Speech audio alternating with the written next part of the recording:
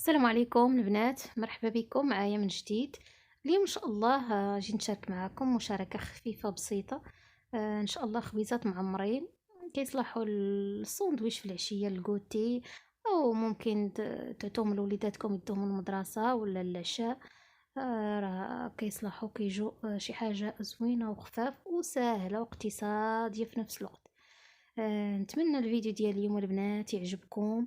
ماشي شي حاجة كتيرة، غير كما كنقولوا شي حاجة بسيطة. انا حبيت ندير معاكم هاد الليلة وصافي، وهذا الاقتراح نتمنى ينال الاعجاب ديالكم.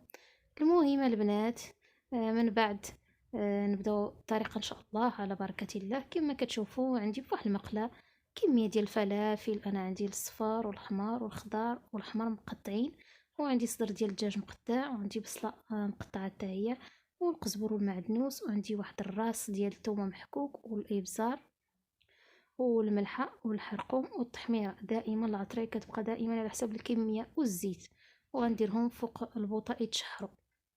كما كتشوفوا البنات عندي العجينه ما شاركتهاش معاكم. عندي العجينه هنايا راني ديجا عجنتها وخمرات وحطيتها عن الجانب. وبالنسبه للحشو البنات ها هو كما كتشوفوا كنحاول نشحرو فوق البوطه مزيان ونخليه حتى يبرد. نديرو فواحد السلافه وغادي نعمر به الحشو. ما تعمروش به البنات وهو سخون، دائما العماره كتخلو الحشو ديال العماره حتى كيبرد. وغندير حتى الكاشير محكوك. بالنسبه للعجينه كما كتشوفوا البنات جاتني واحد العجينه القوام ديالها زوين بزاف وجات مفشفشه وساهله البنات. راني غير تمسح ليا المقطع ديالها. بالنسبه اش درت فيها البنات جوج زلايف ديال دقيق الفورس مع نص زلافه ديال دقيق القمح. وعجنتهم بالماء الدافي. والخميره كديروا دائما على حسب الجو، والملحه وواحد المعلقه ديال سكر حبيبات. وعجنتهم البنات بنص كاس ديال الحليب، والكميه الاخرى كملتها بالماء دافي حتى تعجنوا مزيان. ومن بعد البنات درت لهم واحد 3 المعالق ديال الزبده، خليتها دلكات معاهم وغطيتها وخليتها حتى كتخمر وتضاعف الحجم ديالها. وضفت ليها البنات واحد معلقه ديال الخل.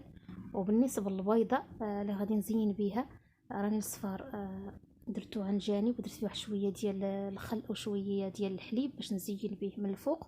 والابيض ما بغيتش نرميه، راني عجنته مع العجينه.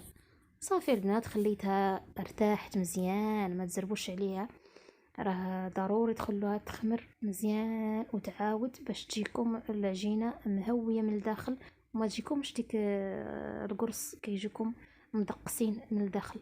وهاد العجينه البنات راه ممكن تستعملوها للقريشلات البريوش لاي حاجه.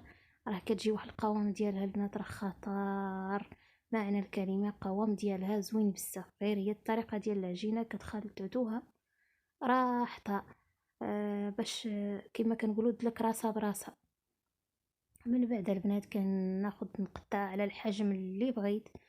ممكن بغيتوهم كبار ولا صغار ولا ديرهم عراض ولا طوال، داكشي الحجم البنات نتوما اللي كتحكموا فيه وكيفاش بغيتوهم يجوكم. انا راه درتهم ساهلين وسريعين، وحتى الحجم راه عيني ميزانيه البنات، وحده كبيره وحده صغيره. المهم هما راني قاديتهم وصافي وجاو زوينين البنات. والله العظيم البنات لا جا من الداخل شي حاجه زوينه بزاف، حتى العجينه جات خفيفه خفيفه كيف الشهده. آه ومن بعد كما كتشوفوا البنات كنحاول نسرحهم غير بيدي عادي وندير الحشو.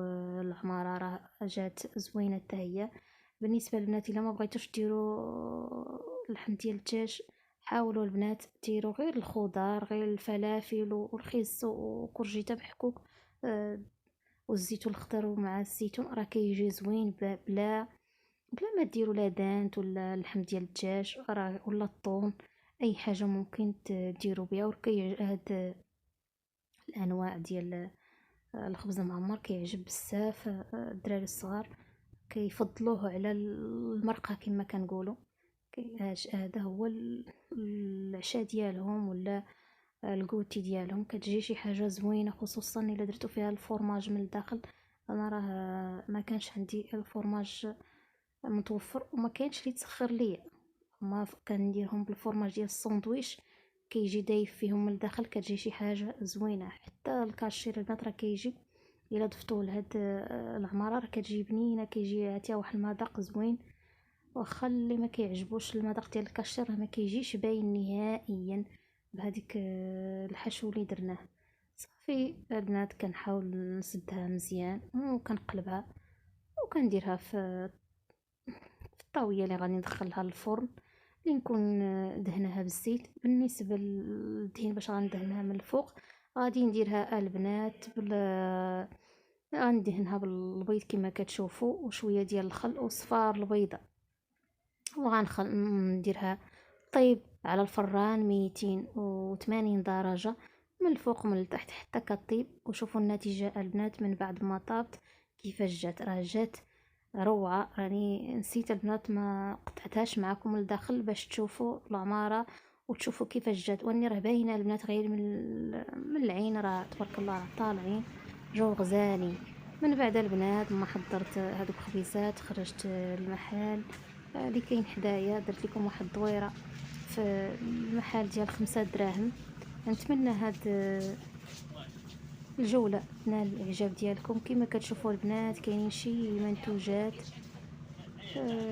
رخاصين رخاصين البنات بزاف، 5 دراهم.